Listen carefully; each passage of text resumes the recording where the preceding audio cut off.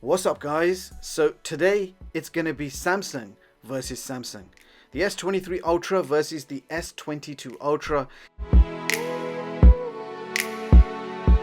And in this video we will be comparing specs, prices, features, cameras to ultimately find out if it is worth upgrading, and if you do, what are you going to get extra in the new S23 Ultra. So design wise, they are exactly the same, basically identical. Same camera bump, same connections, same ports, all in the same place. Side by side, they look exactly the same. So it's not physically going to feel like an upgrade. It's going to feel very familiar. Okay, Amazon prices. Right now, S23 Ultra is $1,199 US for the 12 plus 512 version, which is a special offer. S22 Ultra can be picked up for under $900. Now let's talk about displays. Both feature 6.8 inch WQHD Plus AMOLED displays, both 120Hz refresh with 500 ppi, same 1750 nits of peak brightness, both support HDR10, same resolution 1440 by 3080. Both feature Gorilla Glass Victus, but the S23 Ultra has Gorilla Glass Victus 2, so apparently slightly stronger glass. And also S23 Ultra is supposed to have a newer, more advanced E6 OLED panel, which is supposed to have slightly better features. But honestly, looking at them both, they feel and look the same to my naked eye. Now let's talk about processing power. The S22 Ultra is powered by the Exynos 2200 and the S23 Ultra is powered by the Snapdragon 8 Gen 2. If we look at the benchmarks, starting with Geekbench, you can see a much higher single core and multi-core score on the S23 Ultra. And the Antutu scores also paint a similar picture. S23 Ultra achieves over 1.2 million and S22 Ultra achieves 855k. Now quick look at Antutu temperatures. Both started at around 28 degrees and ended at a similar 35 degrees. Also, S23 Ultra has UFS 4.0 storage versus UFS 3.1 storage. So we should expect much faster storage speeds in the S23 Ultra. Well, here are the results. You can see very fast storage speeds in the S23 Ultra. In fact, read speeds of 1290 megabytes per second versus 740 megabytes per second, and we're getting nearly 3 times faster write speeds of 755 megabytes per second versus 192 megabytes per second.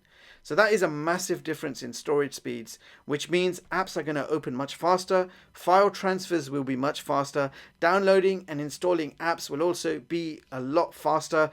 Basically, everything you do on the S23 Ultra is going to feel noticeably faster than the S22 Ultra. Furthermore, both phones have the same 5000 mAh battery and support the same 45 watt fast charging with 15 watt wireless charging.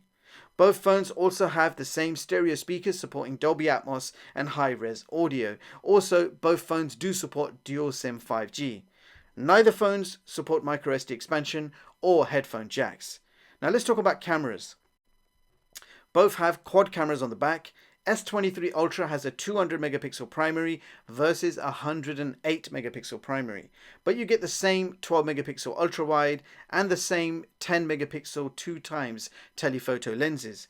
And the front cameras, S23 Ultra has 12 megapixel selfie camera versus 40 megapixel selfie camera. And here are a few side-by-sides for you to compare. I'm not going to go into too much detail as I'm going to save that for another video. So first, shots in standard photo mode. They are both shooting at 12 megapixel bind. S23 Ultra is looking slightly more detailed, not focusing specifically on any subject. The overall better looking photo, in my opinion, has to be the S23 Ultra. You can see the stairs over the pond is more in focus, as is most of the image for the S23 Ultra. Here is 3x zoom on both, this time focusing on the gnome's face, the gnome that's holding the two buckets. His face seems a bit more clearer on the S22 Ultra at 3x zoom. Let's take it further to 10x zoom on both, still focusing on the gnome's face, and this time it looks like the S23 Ultra is a bit more in focus. And just for a laugh, full 100x zoom on both. A bit tricky to aim at both faces, but I can't say that one is better than the other at 100x. Now turning things up a bit, we are now shooting in 49 megapixel versus 108 megapixels. In this first example, you can see the sun messed things up for the S22 Ultra, but the S23 Ultra managed to take a better looking shot. In the second example of 49 megapixels versus 108 megapixels, you will notice both images are looking pretty good. You would really have to look quite hard to find the differences. The first one is the S23 Ultra shoots with a slightly higher contrast, which makes dark shades look even darker. The S22 Ultra manages to keep everything looking a bit more brighter and more visible, but in return, if you look at the gnomes, they are totally out of focus in the S22 Ultra, whereas the S23 Ultra keeps them in focus. It's still very hard to say which one is better, but I'm actually leaning towards the more realistic shot that the S23 Ultra produces. Alright, so now it's time to compare the full resolution primary sensors. That's 200 megapixels versus 108 megapixels. Now both images are looking impressive, but straight away I'm going to award this one to the S23 Ultra for being able to keep mostly everything in focus, including the gnomes. Definitely more detail being picked up. You have to zoom right in or look very closely to see those differences, but the S23 Ultra wins this one as expected considering how many pixels we are shooting at. Alright, example number 2, again full resolution shots, and you can see both produced impressive results, almost impossible to choose between them. So let's zoom right into the top corner of that bench, and now you will notice how clear the S23 Ultra photos are after zooming so far into the photo. I've not seen this much detail in any smartphone camera before, so the S22 Ultra's 200 megapixel photos are actually next level. So now time for some low light shots of various stuff lying around in the kitchen, and as you guys can see, both producing great results. I also took some low light shots in my office of various objects, and I found that the overall edge has to go to the S23 Ultra for taking slightly better results in low light. Okay, time for some 4K 60 video capture. S22 Ultra is again struggling with the sun, whereas the S23 Ultra is coping a lot better with that dynamic range. Stabilization is super smooth on both, but the S23 Ultra is super buttery smooth. Never experienced this type of stabilization in a Samsung phone before. I have to say the S23 Ultra is quite impressive with video capture at 4K 60. So that was just a very brief camera comparison, just to give you guys an idea of what to expect. In this short comparison, I did share with you some of those new improvements in the S23 Ultra's camera department, especially the 4K 60 video capture with the super improved stabilization, and of course the 200 megapixel primary, which is absolutely next level. And of course my full camera comparison is coming soon. Alright, so time to compare the COD graphics settings on both. So starting off with the S22 Ultra, you can see the maximum graphics selectable is very high and very high frame rate. If you try to select maximum frame rate, the graphics drops down to high. So even after all this time, the Exynos chipset could not be better optimized for gaming. I have seen mid-range smartphones offer the same graphic settings as the S22 Ultra. And remember, this is the Exynos version of the S22 Ultra. Now on the other hand, the S23 Ultra does give you the highest graphic option as well, so very high graphics and the ability to select maximum frame rate at the same time. You even have the option for ultra frame rate, but when you select ultra frame rate, the graphics drops down to low. But of course I'm absolutely happy with playing at very high and maximum frame rate, considering this phone has just launched. Snapdragon are pretty impressive when it comes to gaming optimization. Now I've actually never experienced this game run so smooth and fast on any other phones before, including gaming phones, and that's thanks to that super powerful Snapdragon 8 Gen 2 performance.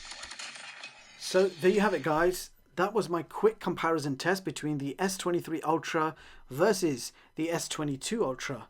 And in a nutshell, this is physically this same looking phone, but with the upgraded cameras, better video recording, better high resolution photos, most powerful chipset in the world with the Snapdragon 8 Gen 2, upgraded faster UFS 4.0 storage. Everything else is pretty much the same, but you can't ignore that the changes implemented are so major that you will notice the difference when you're using the phone. More stabilized looking 4K 60 video and even pretty decent looking 8K at 30 frames per second. Selfies and photos seem to be a touch better, and so does low light performance. So overall, a better camera experience. The performance of the Snapdragon 8 Gen 2 is unprecedented. I've never seen apps open so fast. The phone is faster than your actions. Even if you're a super fast advanced user of a phone and you like multitasking with split screens, you will not be able to make the S23 Ultra lag. That's the type of performance I'm experiencing. Now, on the other hand, if I wanted to make the S22 Ultra lag, especially with the Exynos chipset, I can do so very easily.